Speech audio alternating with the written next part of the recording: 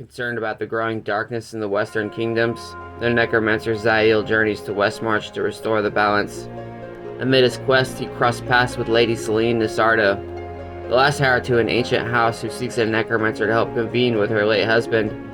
But as they summon Lord Nisardo's spirit in the moldering crypts beneath the family estate, Zael and Celine stumble upon something unexpected.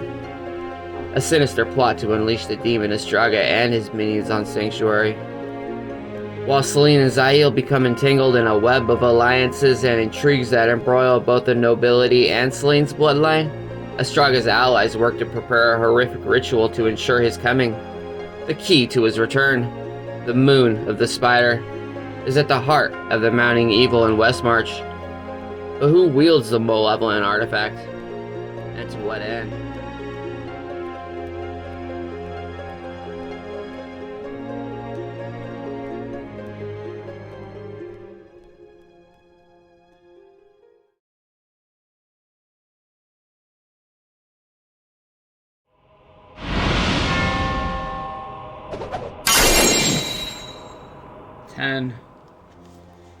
The more and more she thought about it, the more Celine regretted being talked out of journeying into the city with Zael in search of Justinian's man. Zael hardly knew Westmarch, and he had already been attacked more than once because of her, which the noble woman still greatly regretted. She was not one to let others fight her battles for her, not even those like Polth, who had been paid to do so. And so, Celine determined that she would go out and find the necromancer before something terrible happened.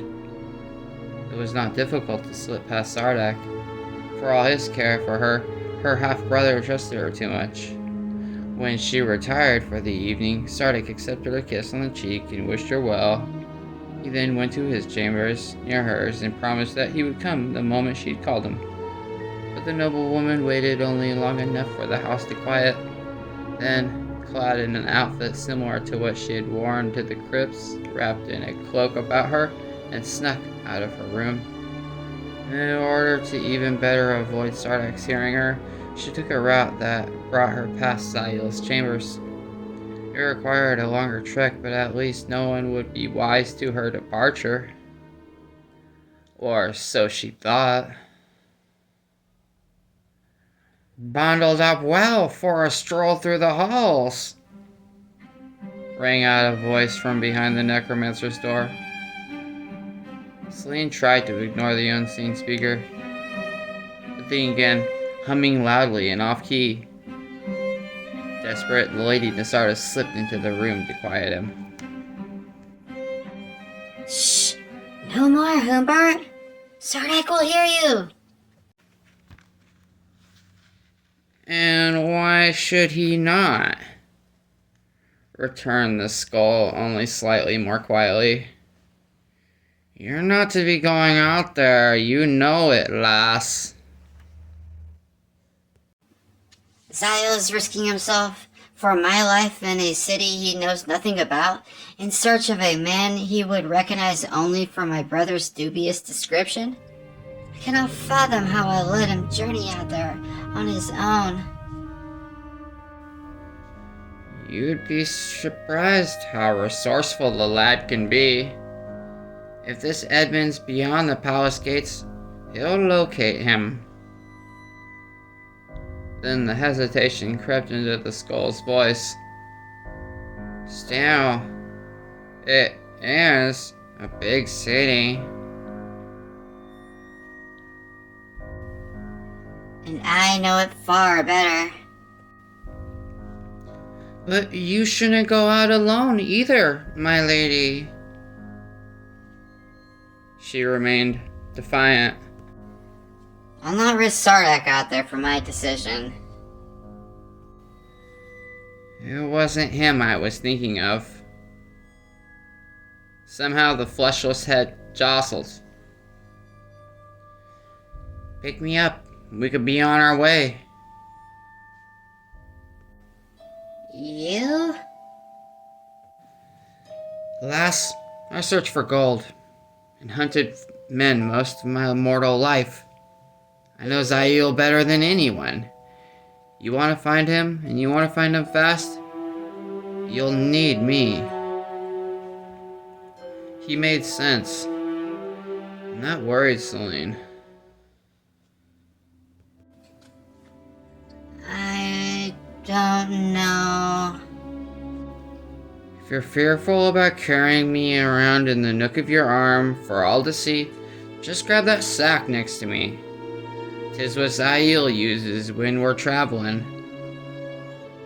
All I ask is that you take me out every now and then so I can get my bearings.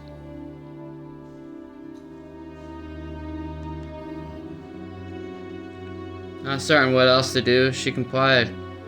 As she opened the sack, the noblewoman asked, And you're certain you can lead me to him?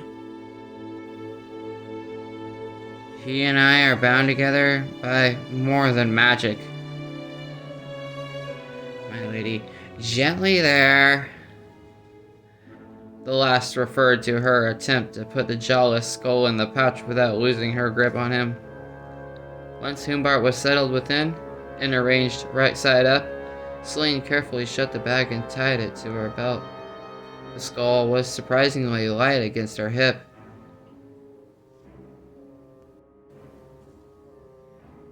Are you alright there? As good as I can be. Celine grimaced. She had tucked the skull as if he were alive, which he was not. However, human Humbart Wessel acted, he no longer was.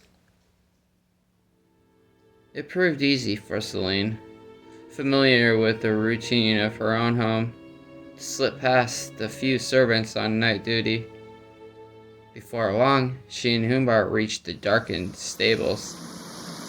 Accustomed to being self-reliant, the Lady Nisardo had little trouble saddling a mount. She did not run into another soul until reaching the outer gates, where only a single guard stood duty.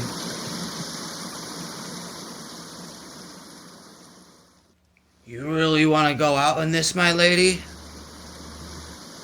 Questioned the armed man.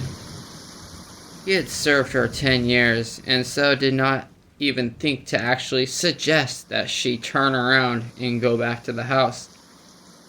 The Lady Nisardo did what the Lady Nisardo chose, and that was all there was to it.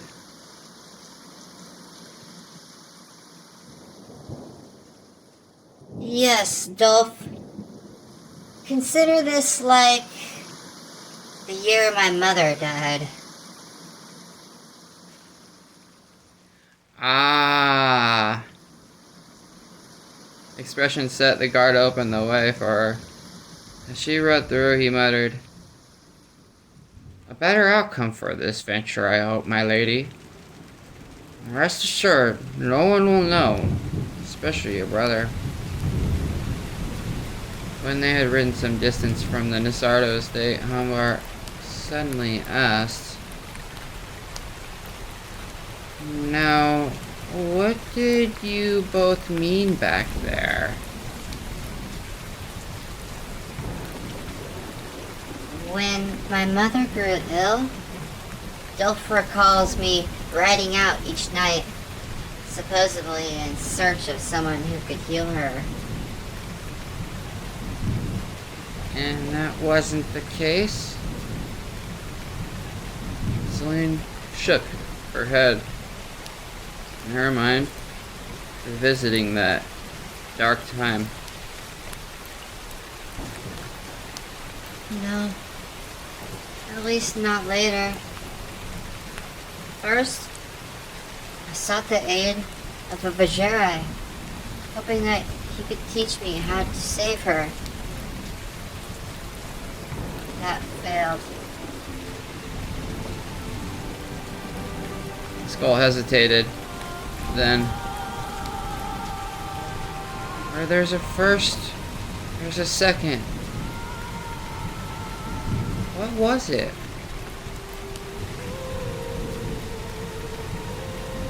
It was the first time I went in search of a necromancer. The skull could not see the tears beginning to mix with the rain dotting on her face. Then, I thought that if I could have her alive, I'd have her raised from the dead to stay with me always.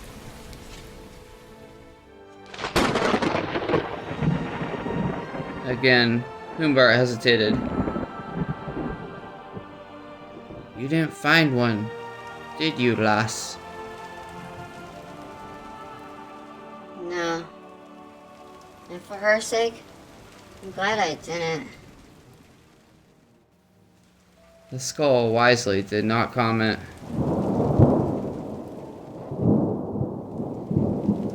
The rain lessened slightly as they left the vicinity of House Nasardo. Something that did not get past Celine. Even before Zael had pointed it out, she had known that her home was the nexus of ancient powers. That had not bothered the noble woman so much in the past. And now something was focusing those same powers against her.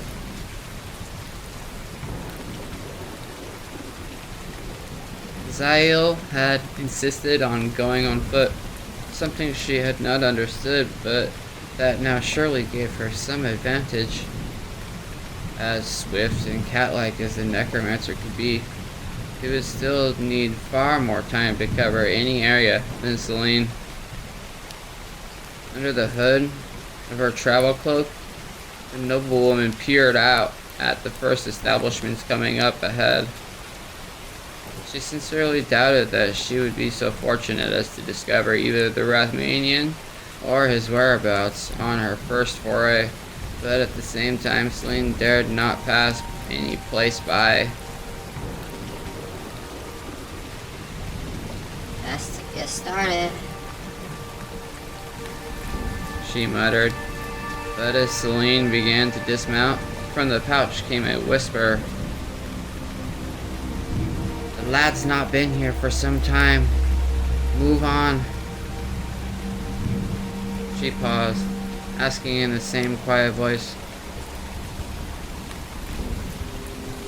How do you know?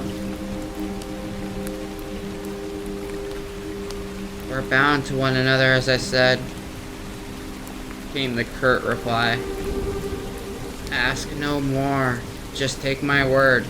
They know he's not around here. Move on. Celine remounted. Whenever she would come to an inn or a tavern, she would put a gentle hand on the pouch. The skull would then respond with a single word, always much to her dismay. No. This allowed them to proceed faster. At the same time, it disturbed her to discover how deep Zael had already gotten into the city. Her concern grew tenfold as they passed the great cathedral of the Zakarim. The wary guards looked not at all bothered by the harsh elements, concerned only with watching for the heretics they believed everywhere. The necromancer surely would have caught their eye, even if for his appearance alone. Slowly, Hubert suddenly muttered. It's not been long since he was near. Pulse raced. This close to the Zakarim? That could not be a good thing. Hold up here, continued her companion in the same low tone. Best check the nearest establishments. His trace is strong. She pulled in front of an inn and tavern called Garrett's Crossing. Tying up her horse, she adjusted the pouch in which the skull lay, then started toward the entrance. But just as she reached for the door, a large figure stepping out all but barreled into her. The man, a professional fighter from his general appearance, seized her by the arms just in time to prevent her from falling backward into the wet stone street. Here now, little one. You've got to watch yourself better. He all but picked her up and set her down next to her mount.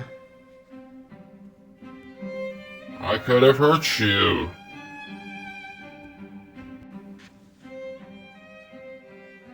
No harm is done. She returned, attempting to get past him. If you'll excuse me, I'm trying to look for a friend of mine. Somehow the giant figure managed to keep in front. Although his features were half obscured by his hood, there was something about her that reminded her of good, lamented pulse. It softened her attitude toward him, even when he again kept her from entering. That's no place for the likes of you, my lady. They're still clearing things up from the trouble. Trouble? Celine heard a slight sound from the pouch and quickly tapped it as she had seen Zael once do. Humbert immediately quieted. What do you mean? What happened? Her new companion rubbed his chin. Leaning down in an almost conspiratory manner, he replied, Seems there was a dark one. One of those sorcerers who raised the dead in there. He was looking for someone too, they say. But what he didn't know was that the Zakarum were looking for him at the same time. It was all the noble woman could do to keep from gasping. She prayed that the darkness and the foul weather kept her expression from this talkative stranger. So, the church captured him?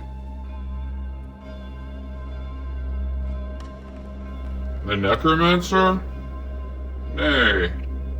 He showed them how blind the Zakarum could be, alright. Literally. And slipped out after the man he'd been hunting.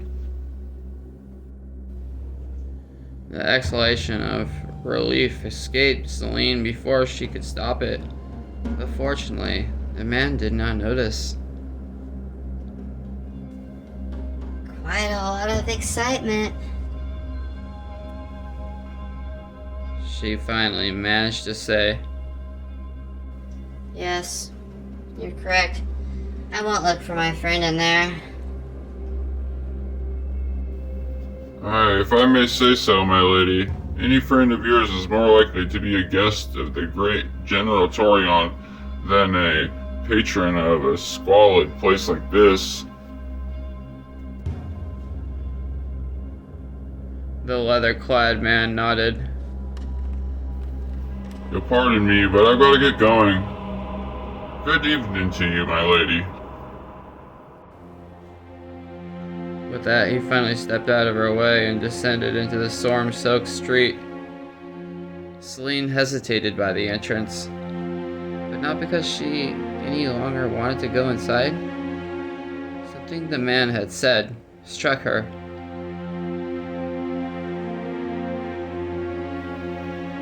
More likely to be a guest of the great General Torion. For some reason, the more Celine thought about it, the more she believed such an outcome to be a very reasonable possibility. Torion controlled the city guards, and such an incident would have quickly drawn them. If the church did not have Zael, as her brief companion had clearly indicated, then unless he was still roaming Westmarch, it was likely that one of his kind would have been brought directly to the general. A part of her argued that there were many flaws in her conclusion, but that part was drowned out. Filled with a sudden determination, the noble woman untied her horse and mounted. Torion's sanctum, which served as both his headquarters and home, lay some distance away, but as she had come this far already, Zael deserved whatever help she could offer. Torion would listen to her. As she urged the horse forward, a muffled voice growled, "Are we alone?"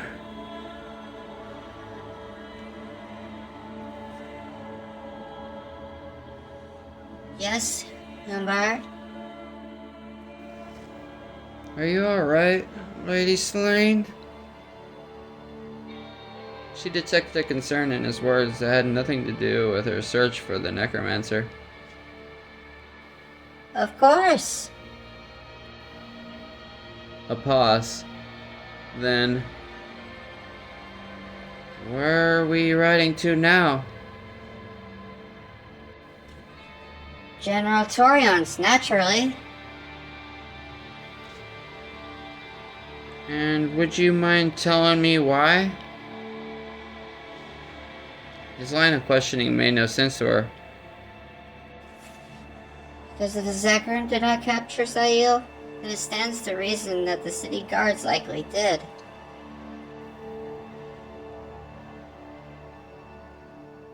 Again, there was a pause. One so long that at first Selene thought she had answered the skull's queries.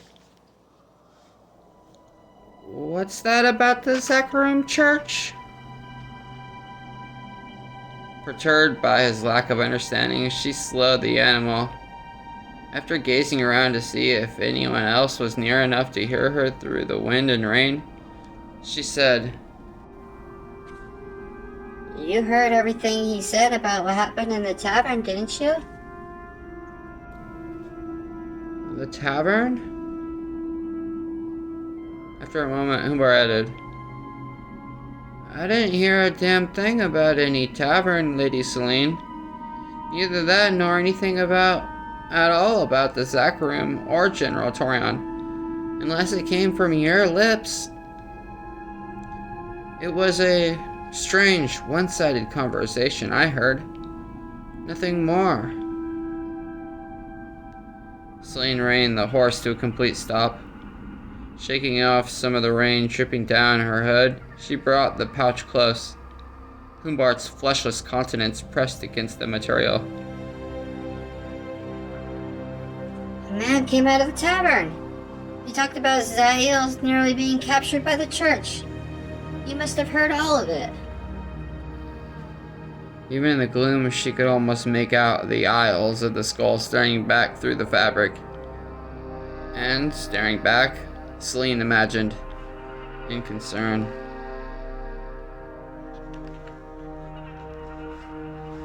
You talked to no one that I could hear. Sorry to say, my lady. All I heard was you talking to yourself. He had to be talking nonsense. The man had been there, had even in his own way suggested Torion's headquarters as a possible place to find the necromancer. Torion. Letting the pouch settle back at her side, Selene urged the horse on again. Where are you off to now, blast it? The same place I was before. She replied, steeling herself against any argument by the skull. I'm gonna see if Zael is a Torion. That is all that matters. The storm chose that moment to unleash a long rumble of thunder, drowning out any possible comment from Humbart. Not that Selene would have listened anyway.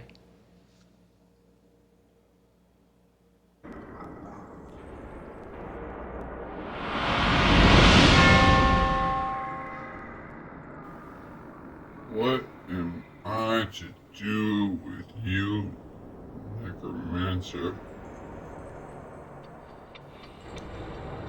It was not a question Zael enjoyed hearing upon first waking up, nor was the voice a voice that he recognized, one which he welcomed.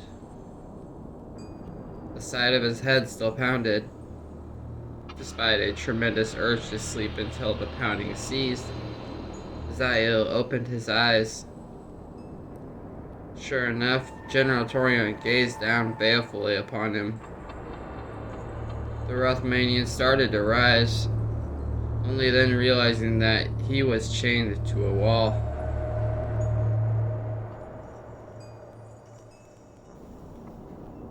The officer in charge of the men who brought you in heard of your little display at the tavern.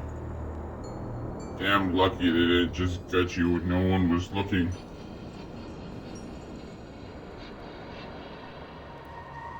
Zayu managed to push himself up to a sitting position.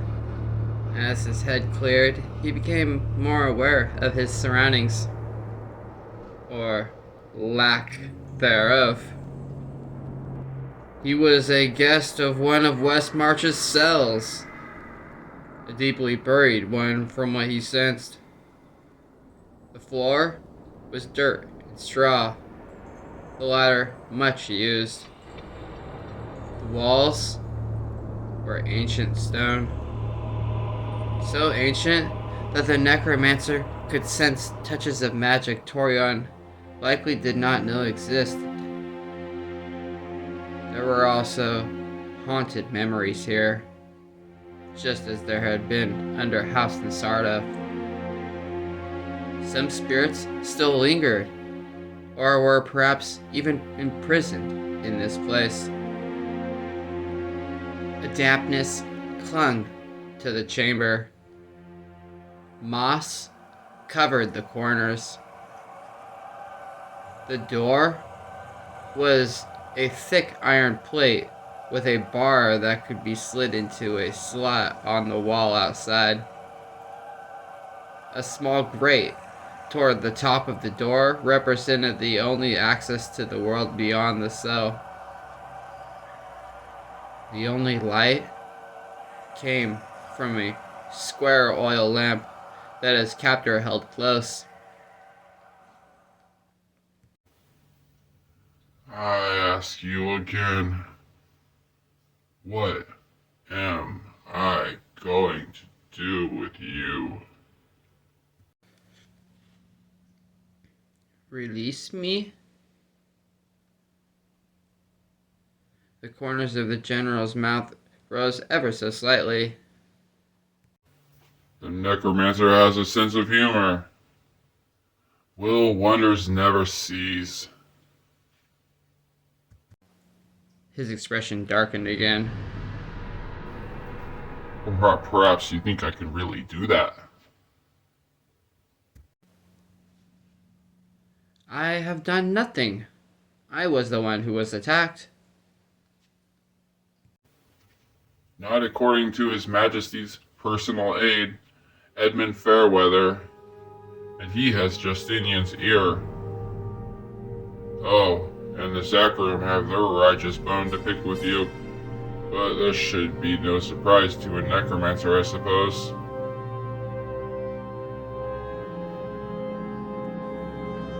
Zael met the commander's steady gaze with one just as strong. And what crime do they claim against me? Blasphemy, naturally. Also casting evil spells upon guardians of the faith. And no self-defense means nothing to them. They don't like your kind, necromancer. Neither do I.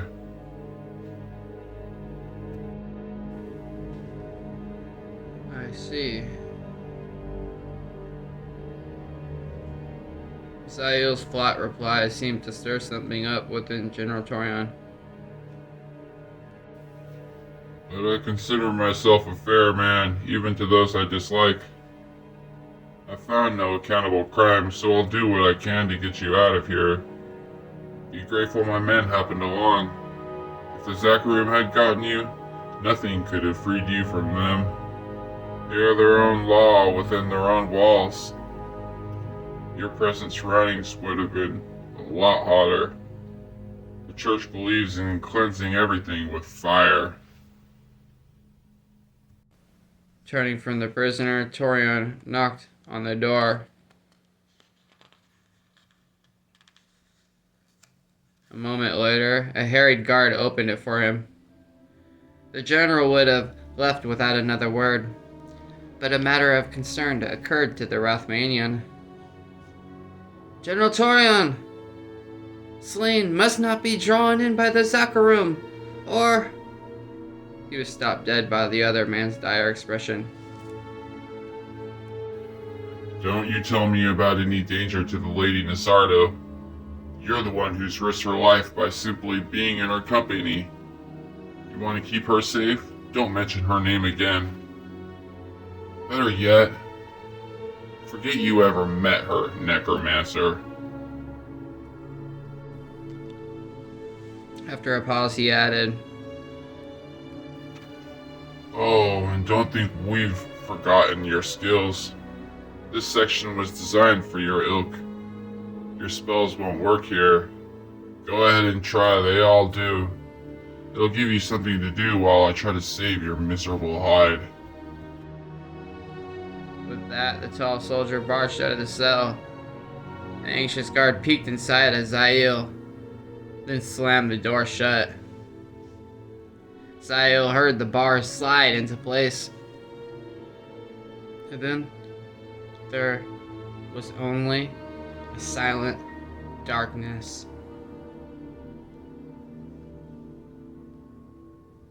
They had taken his dagger and pouches. And if what Torion had said was true, they had removed the danger of his magic too. Despite that, Zael had every intention of trying to escape and believed that he had a very good chance. Necromancers were rare in the Western Kingdoms. If the cells had been warded against Vigeria and their kind, it was possible that he may find his skills still available. It was certainly well worth a try. To depend upon the efforts of the general or the good mercy of the Zakharum was likely suicide. Even if it meant becoming a fugitive in Westmarch, Zael felt it his best option. Besides, he had the very distinct suspicion that time was rapidly running out for everyone, especially Celine. Muttering under his breath, Zael called upon his dagger. No matter where it was, it would do its best to come to him. He focused on the piece, imagining its every facet to perfection. His blood fueled it. It was as much a part of his body as his hand or heart. And almost immediately, Zael sensed its presence. The ritual blade was not that far from him. Something held it back. Perhaps he had underestimated the spell work of which the general had spoken. The Rathmanian concentrated harder, beads of sweat forming on his brow despite the chill of his surroundings. Then, to his surprise, a murmuring reached his ears. A murmuring that at first he took as coming from the hall outside. Only after listening longer did the necromancer notice that, in fact, the murmuring originated from the very shadows of his chamber. Something was in the cell with him. As he stared into those shadows, Zael intensified his efforts to summon the dagger. The murmuring grew. It came from every direction. The words were unintelligible, but the malevolence in their tone was unmistakable. There was a sense of incredible age. There was also a dread familiarity to it, and it took the Rathmanian a moment to recognize the growing presence as the same ancient force he had encountered at Celine's home. He began tugging hard at his chains, well aware how futile his efforts were. The shadows took on the reddish touch of freshly spilled blood. Chanting arose, such as might be heard before a ritual sacrifice.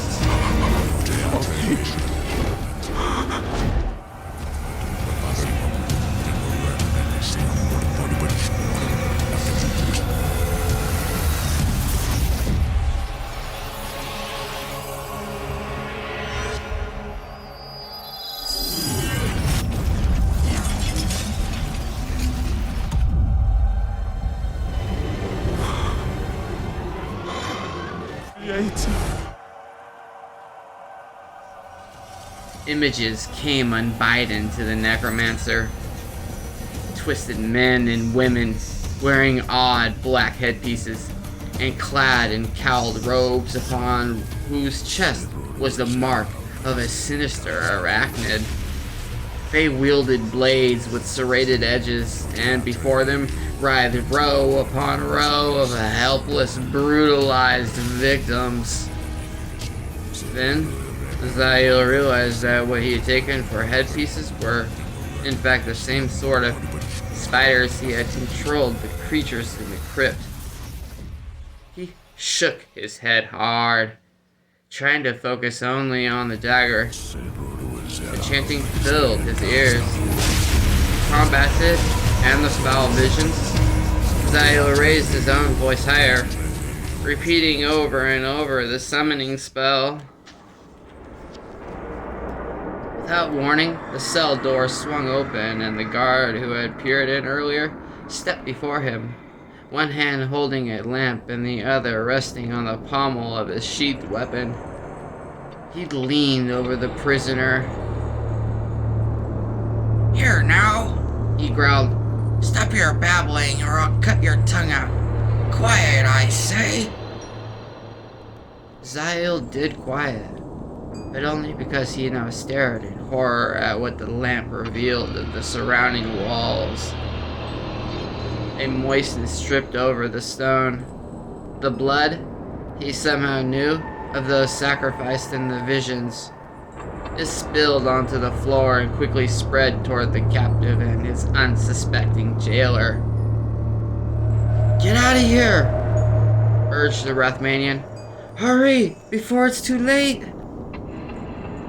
"What's gotten into you?" With the lamp, the guard followed his gaze. "Afraid of a few spider webs?" He looked directly at the ever-growing bloodbath, but clearly did not see anything. The guard went even so far as to take a step toward the far wall, inadvertently stepping into the edge of the macabre pool. Satisfied that there was nothing, the man turned to face Zael again.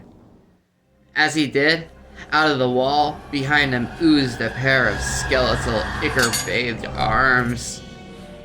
Though they could not reach the guard, the twisted fingers grasped eagerly, hungrily. Another pair of arms began emerging to the side of the first, then another. "For the sake of your life and your soul," Zael went on, unmindful of the other man's darkening expression. "Leave now!" Brow furrowed, the guard peered over his shoulder and apparently still saw nothing. But for Zael, the walls now held 100 or more pairs of clutching, grasping hands, and adding to their horror were fleshless, angry heads that, to his higher senses, screamed with the condemnation of those forever damned by their sacrifice to the twisted priest's master. The guard suddenly slapped Zael across the face. "Don't try your stunts on me, sorcerer. You best pray to whatever deity you serve, because when the church takes you, they'll..." The monstrous clawed hands could finally reach the unsuspecting soldier. As the man gaped in surprise and dawning horror, more than a dozen seized his arms, legs, throat, and torso, and with one easy effort ripped the hapless guard apart. The skeletal hands flung gore-soaked body parts everywhere. The lantern crashed to the floor, falling on its side, but still staying lit. What was worse to Zael than the physical carnage, however, is what he could see happening beyond the mortal plane. The guard's soul, a wispy thing with some vague resemblance to the man, was still held prisoner by several hands. They mercilessly dragged the wide-eyed shade toward the wall, then threw it against the screaming skulls. Like a swarm of the carnivorous river fish Zael had once come across back in Kitchistan, the heads closed on the helpless soul, voraciously devouring it. And when there was nothing left, they turned their monstrous attention back to the chained necromancer.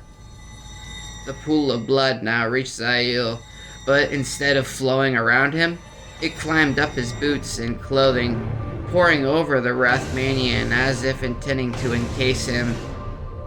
Zail felt his legs stiffen. He kicked at the foul liquid, but it adhered to his body like tar. Worse, it was colder than ice, chilling him all the way to the bone. Zail could have called for help, but he knew that would only condemn anyone foolish enough to come to a fate akin to that of the unfortunate guard. The Rathmanian watched helplessly as the monstrous hands converged on him, and the blood continued to surge over his body. But when the skeletal appendages seized Zail, they did not rend him to pieces. Instead, two tore his chains from the wall, removing the last thing preventing them from dragging him toward the mouth. The skull's jaws opened wide and eager. The screams of the ancient dead and the chanting of their torturers filled his ears. Zail threw all his will into calling the blade. It flew through the open door and landed in his grip even as he was dragged forward. Without hesitation, he twisted his hand around, severing the fleshless fingers holding his arm. As they fell away, the cloaked spellcaster cut the foul crimson coating over the lower half of his body. The chanting reached a crescendo, the cries becoming a mere backdrop. A wave of icy wind made Zail shiver. He looked up at the wall. Another hungry skull formed, but this a gargantuan one that reached from the floor to the ceiling. It crowded out the others. When it opened its huge maw, Zail saw that it was filled with webs upon which emaciated corpses lay. Each one looked as if it had been sucked dry. Only then did the necromancer note that this skull had 8 eye holes. Zail muttered as fell. The dagger gleamed. He touched the blade against the fiendish hands, which released him as it burned by the weapon's touch. Hopeful, Zail brought the dagger to the blood. The tide flowed backward, clearing from his torso and legs. Eyeing the open door, the Rathmanian rolled to the side. From out of the grotesque maw shot a thick white spray. The spray covered Zail from head to foot. It stuck to him as even the blood had not.